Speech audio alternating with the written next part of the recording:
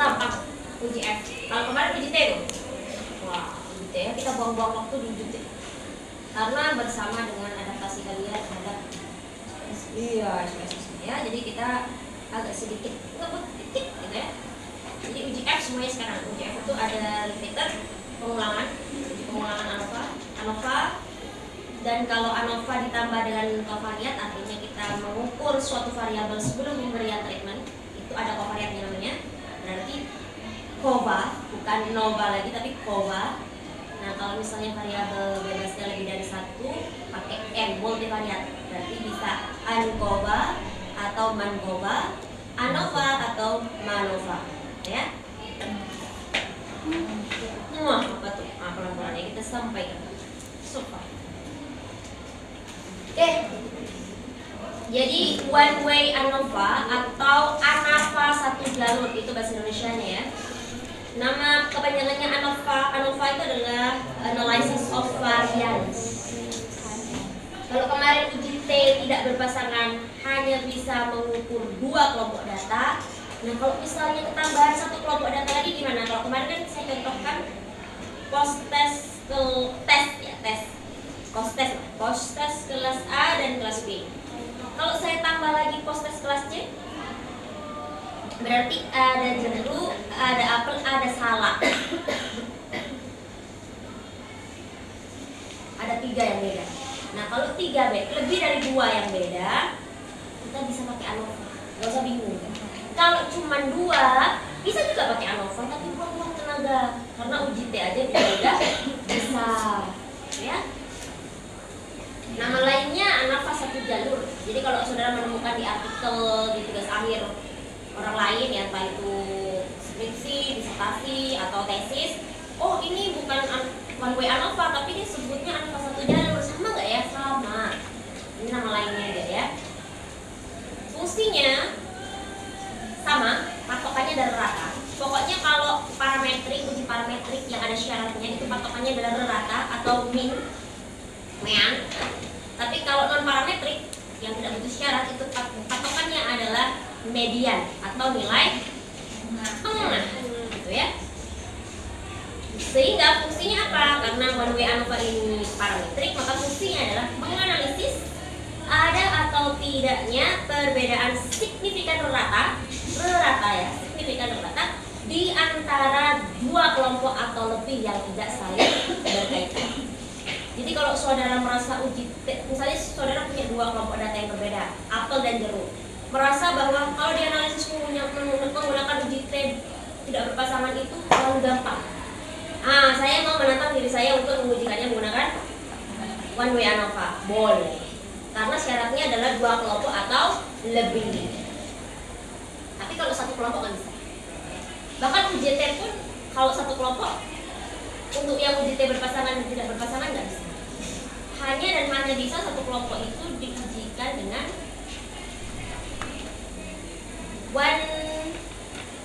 uji T satu sampel.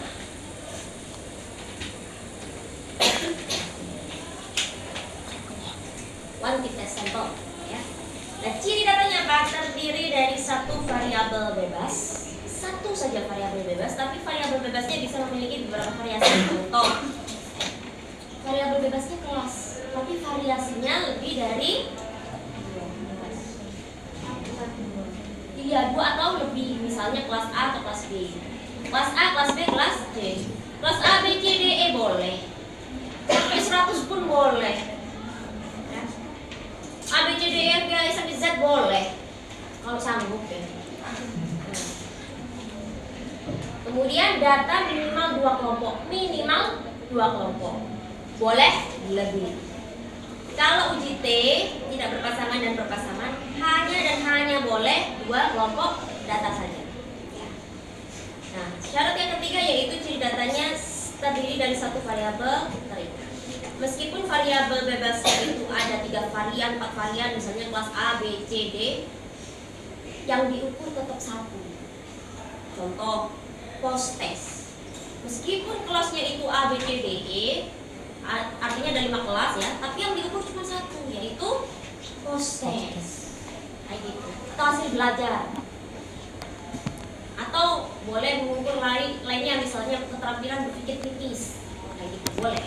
Tapi cuma satu yang diukur, meskipun variasi dari variabel bebasnya itu banyak, gitu ya, lebih 2 atau lebih, gitu, boleh. Nah, kalau misalnya one way ANOVA itu syaratnya tidak terpenuhi, ya kan parametrik ya, kalau tidak terpenuhi nanti sudah perlu repot-repot untuk melakukan transformasi data, gimana-gimana, itu sudah langsung aja pakai dan parametriknya aja, itu Kruskal Wallis H-test, simbolnya adalah H. Ya. Tabel datanya biasanya seperti ini.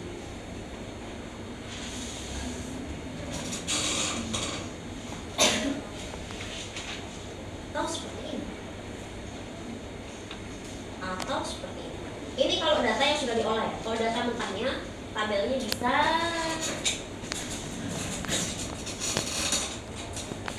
sesungguh-sungguhnya. Saya mau menyingkirkan hal yang berguna. Ini keluarkan ya sama supaya saya bisa lebih jelas. Alright. Lebih enak ya. Misalnya saya pakai yang penelitian ya. Biasanya data mentahnya, ini data olahan ya yang siap masuk SPSS. Data mentahnya itu biasanya kayak gini. Ini katakanlah kelas A. Siswa atau nama siswa atau siswa ke. Kalau mau disamarkan namanya pakai siswa ke. 1, 2, 3, 4, 5 katakanlah sampai 35. Misalnya kita mau ukur hasil belajar. Hasil belajar siswa pertama berapa? Hasil belajar siswa kedua berapa? Begitu seterusnya sehingga kita dapat 3 tabel. Kelas A, kelas B, dan kelas C. Misalnya kayak gitu. Misalnya kalau ada 3 kelas nih. Kalau cuma ada 2 kelas boleh aja A dan B. Kayak gitu. Itu kalau data mentahnya. Ini data yang siap diolah di PNS.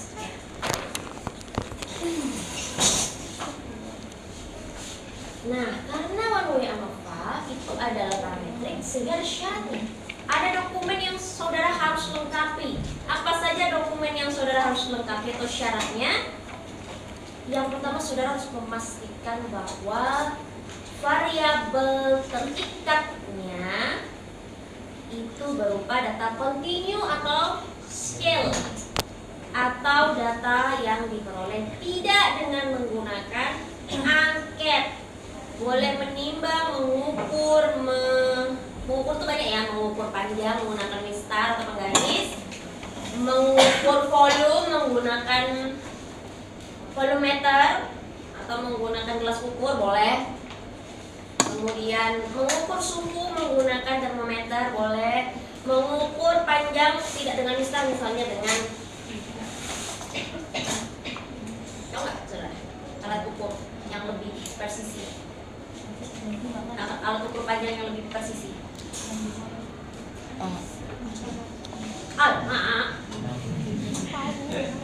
Biasanya digunakan di mikrobiologi.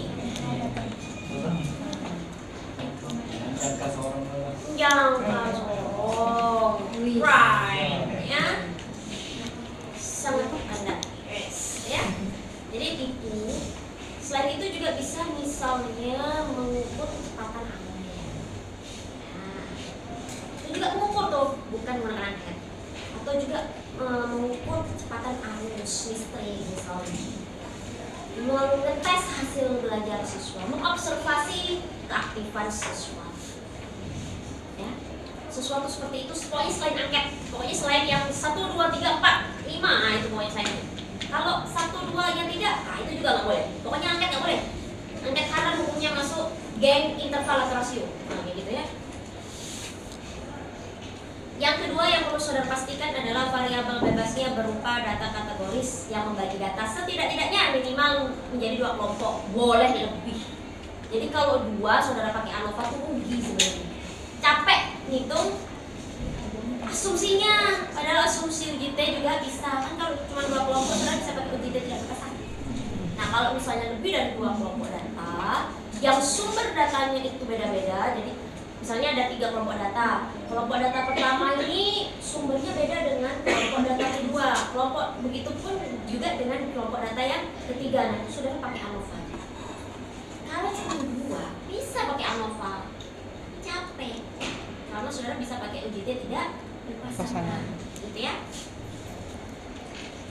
Kalau lebih dari 2 kelompok data itu, kalau hasil uji hipotesis yang berpengaruh, saudara wajib melakukan yang namanya uji lanjut untuk memastikan siapa peringkat pertama, kedua, dan ketiga. Kalau cuma 2 kelompok data yang berbeda, kalau udah dikatakan berbeda atau berpengaruh, kalau tidak kiri, kalau satunya kiri, satunya kanan. Tapi kalau 3, mana yang kiri, mana yang kanan, mana yang lurus, kita nggak tahu.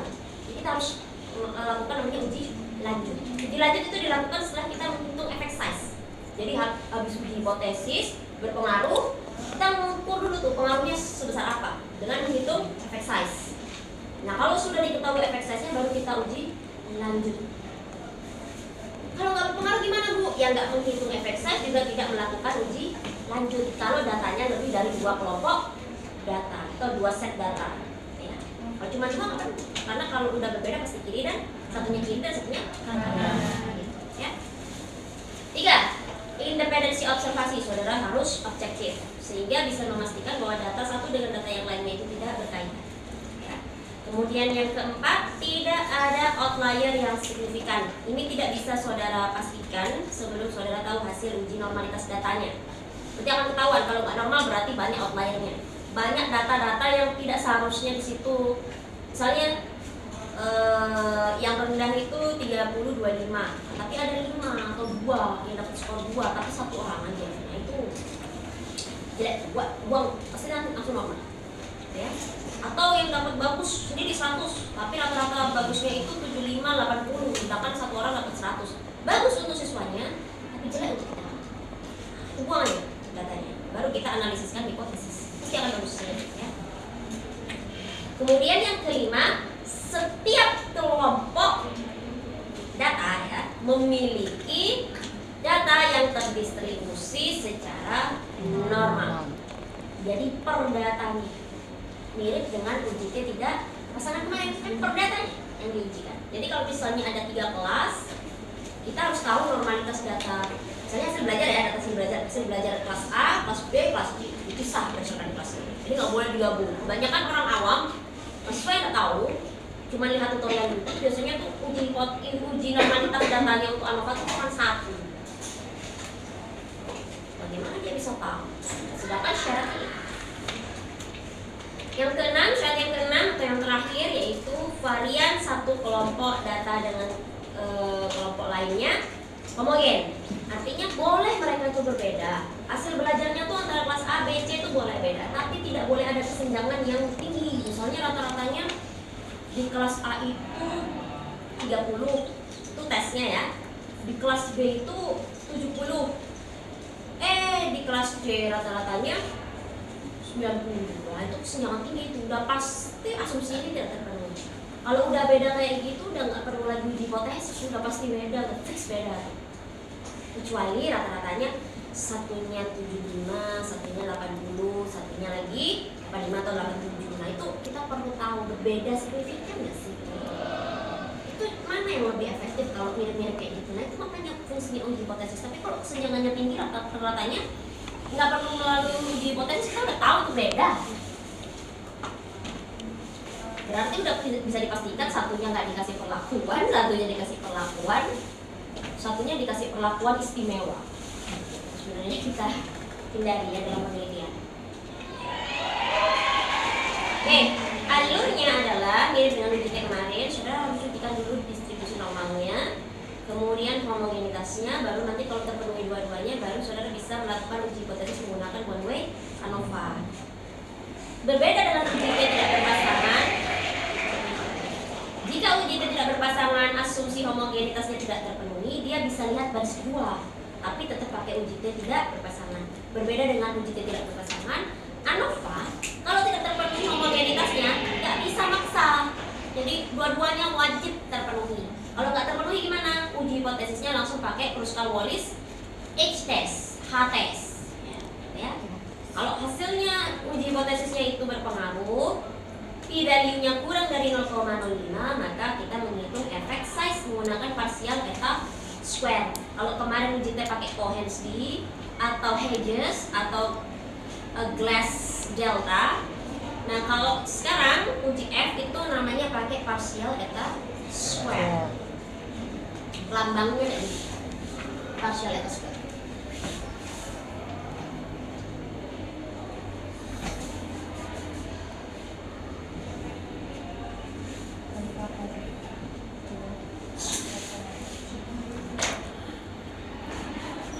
Square itu artinya kuadrat. Oke. Kalau dia kelompok datanya cuma 2, stop sampai di sini.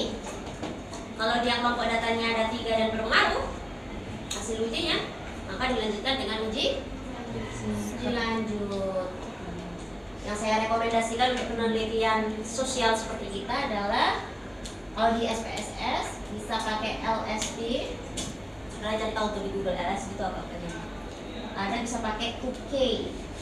2K itu ada 2KA, 2KB. Bebas terserah 2K yang mana sama aja. Kalau hitungan manual, saya sarankan biasanya kalau ini pakai SPSS ya. Kalau hitungan manual sudah bisa juga uji lanjut, tapi biasanya menggunakan BNJ, beda nyata terkecil, atau BMJ, beda nyata J-nya saya lupa, saudara cari ya, BNJ.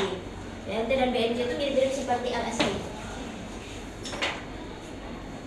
Nanti ada notasi, ada notasinya. Kalau misalnya ada 3 kelompok data ya, nanti apakah notasinya itu? Misalnya di kelompok data 1, 2, 3, satunya orang yang sarapan, tidak sarapan, sudah sarapan tapi merangkap dengan makan siang. Nah, misalnya kayak gitu ya. Ternyata hasilnya, notasinya ketika diujikan berpengaruh. Nah, ketika dilihat hasil signifikasi uji lanjutnya, ternyata yang tidak makan itu sangat berbeda dengan yang makan. Tapi yang makan dengan yang makan siang itu nggak jauh berbeda. BC. Kalau berbeda banget, kalau ternyata dia sama dengan A,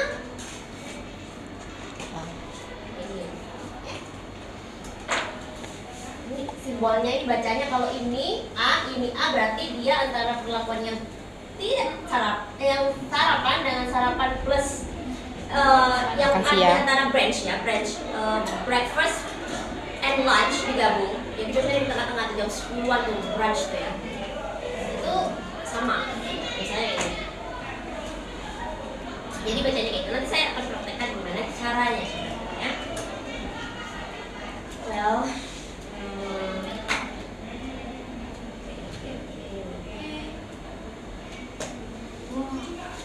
wah, saya punya data ini.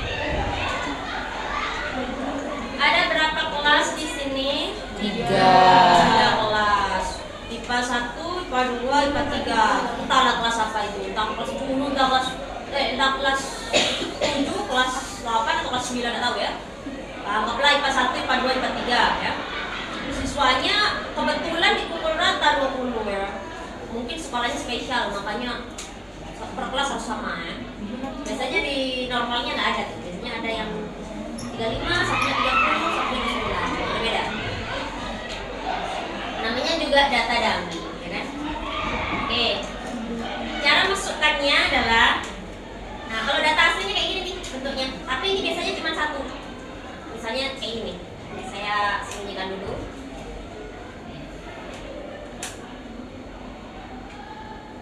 Nah, biasanya kayak gini. Hasil atau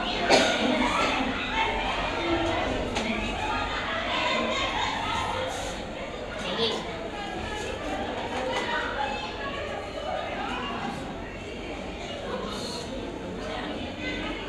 Atau misalnya kayak gini. Nah, misalnya ya, seperti yang saya contohkan tadi. Tapi ini kalau sudah di Excel. Tapi biasanya saudara kalau habis menilai harus pisah kayak gini tabelnya. Jadi kelas A, kelas B, kelas C. Oke.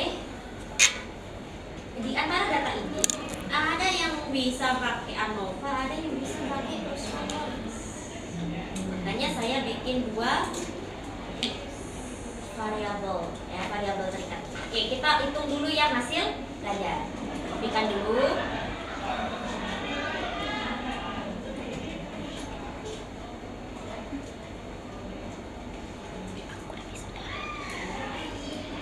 Siswanya ya, kemudian hasil belajarnya. Oh sorry, saya lupa. Langsung aja hasil apa nih kalau kita beri hasil belajar ya?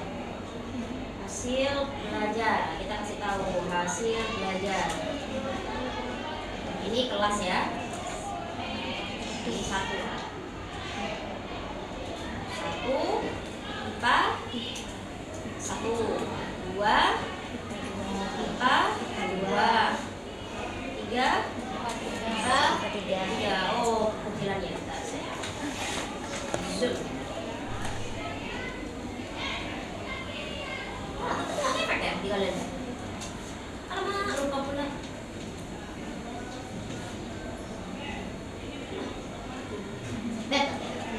Ini mendingan. Kemudian hasil belajarnya kelas IPA 2 saya kopikan. Prinsipnya sama seperti uji belajar pemasangan kemarin kan? Memasukkan datanya, baru dikodekan dengan angka yang berbeda. Boleh nggak pakai 1, 2, misalnya 2, 3, 4, boleh. Nggak harus 1, nggak harus dimulai dari 1. Dimulai dari 0 pun boleh, 0, 1, 2 boleh. Pokoknya angkanya harus beda untuk mencirikan bahwa kelas ini berbeda dengan kelas ini, ya.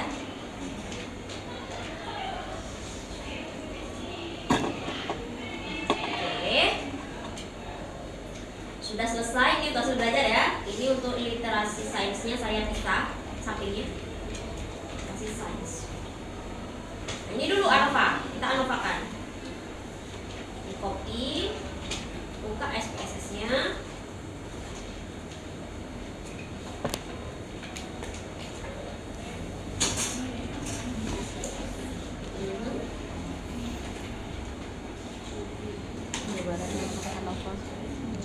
Mabuk. Oke, kemudian dikopikan di bagian data view. Ya. Saya buat. Ini kelas. Kelas. Ini hasil belajar. Buat not. Oke. Nah, sistemnya itu masih belum tahu kode 1, 2, 3 yang kita berikan itu apa. Sehingga untuk bagian baris kelas, di bagian value baris kelas kita harus kasih tahu. Oh, angka 1 itu artinya IPA 1. 2 itu artinya IPA 2. 3 itu artinya IPA 3. Oke. Nah, sampai seperti ini baru kita masukkan measure-nya. Karena 1, 2, 3 itu tidak merupakan nominal spesial yang ada artinya dia cuma untuk membedakan aja, berarti dia termasuk nominal. Ya, yang terendah nominal, dari noir ya, terendah itu nominal. Nah, sedangkan hasil belajar itu diukur menggunakan tes, berarti measure-nya adalah scale ya. Dan nanti hasilnya seperti ini. Kalau sudah, apa yang perlu dilakukan? Mengujikan asumsinya. Ada dua kan? Homogenitas dan normalitas data. Iya. Caranya untuk normalitas, klik analyze, descriptive statistics, explore. Nah, karena dibutuhkan per kelasnya, makanya kelasnya kita masukkan ke dalam faktor list. Jadi dibagi berdasarkan kelas. Hasil belajarnya masuk dependent list. Kemudian kita klik plots. Box plotnya dibuat none, normality plot with testnya dicontrek, bagian deskriptifnya contrenya kita hilangkan. Klik continue, klik oke. Nah, ini hasilnya di sini ada tulisannya test of normality. Kalau kalian membayarin, test of normality, klik aja. Nanti ada tanda merah, inilah yang merupakan hasil test of normality-nya. Gimana hasilnya? Normal. Apakah bagaimana asumsi normal normalitas datanya lebih dari 0,05. lebih dari 0,5. Betul. Coba kalian perhatikan di Sapiro. Bagaimana normalitas datanya? Lebih dari 0,05. Bagaimana normalitas data hasil belajar IPA 1 berdasarkan dilihat dari Sapiro-Wheel-nya? Bagaimana asumsi normalitas, distribusi normalitas datanya untuk hasil belajar IPA 1 berdasarkan Sapiro-Wheel? Apakah terpenuhi asumsi normalitasnya? Terpenuhi. Kenapa? Lebih dari 0,05. Apanya yang lebih dari? Nilai sik. Karena nilai signifikan pada Sapiro-Wheel-nya lebih dari 0,05. Yang IPA 2 gimana? Sama, lebih Dari terpenuhi. IPA 3? Sama, lebih dari. Kalau saudara lihat di Kolmogorov-Smirnov, yang IPA 1 gimana? Terpenuhi. IPA 2? Terpenuhi. Ya, tidak, benar tidak. Karena 0,038 itu Oh, iya. lebih kecil dibandingkan 0,05. 0,05. 0,05. Kemudian untuk IPA 3? Oh iya. Kecil. Terpenuhi atau tidak? Tidak. Ya, sehingga kita bisa milih kalau dua kayak gini. Kita pilih yang menguntungkan untuk kita. Jadi mana yang memenuhi? Jadi kalau yang memenuhi adalah Sapiro-Wheel, kita pilih Sapiro-Wheel. Ingat ya, kalau misalnya kita patokannya misalnya Sapiro-Wheel, tiga kelompoknya harus lihat Sapiro-Wheel. Nggak boleh satunya lihat Kolmogorov, terus IPA karena IPA 2 dan IPA 3 tidak memenuhi Kolmogorovnya, lihat di Sapiro-Wheel-nya, itu nggak boleh. Jadi kalau patokannya lihat Sapiro-Wheel, maka tiga-tiganya nilai itu berpatokan pada nilai signifikan Sapiro-Wheel. Kalau mau lihat dari Kolmogorovnya, tiga signifikannya harus lihat dari nilai Kolmogorovnya. Apa maksud saya? Oke. Karena terpenuhi nilainya berdasarkan Sapiro-Wheel, maka kita perlu mengujikan asumsi homogenitas. Nah, itu satu paket dengan uji hipotesis. Jadi, klik analyze. Ada dua metode, kita bisa pakai cara compare means. Compare means nih, one way ANOVA, compare means, one way ANOVA. Ada Pak. Tapi saya pribadi jarang menggunakan yang ini. Saya lebih sering menggunakan, bukan saya tidak pernah, tapi jarang.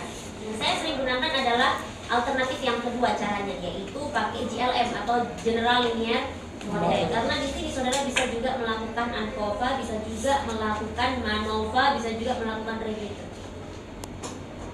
Jadi suatu menu sangat sakit ya. Bedanya GLM ini tidak ada tulisan ANOVA-nya. Sehingga mana yang kita pilih? ANOVA multivariator. Ada M-nya? Enggak ada. Berarti dia univariat. Jadi menunya kita pilih univariat kalau kita pakai General Linear Model. Ini juga berlaku untuk ANCOVA. Kalau ada M-nya depannya MANCOVA, maka pakai menu yang kedua tadi, multivariat. Gitu ya. Kita masukkan hasil belajarnya atau variabel terikatnya ke dalam menu dependent list.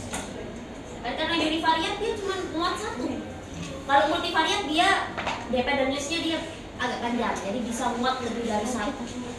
5 bisa. Kalau saudara sanggup ambil data di 5 kelompok data, silakan. Kelasnya masuk ke dalam fixed factor, bukan random ya, fixed factor. Nah kalau sudah, di sini lebih banyak menunya, saya lebih suka pakai ini. Saudara bisa mengujikan asumsi-asumsi di sini.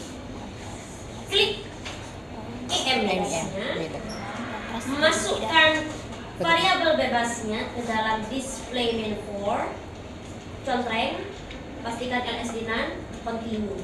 Menu ini kalau di bawah versi 27, SPSS misalnya 23, 26, ini tidak terpisah seperti ini. Ini berada satu paket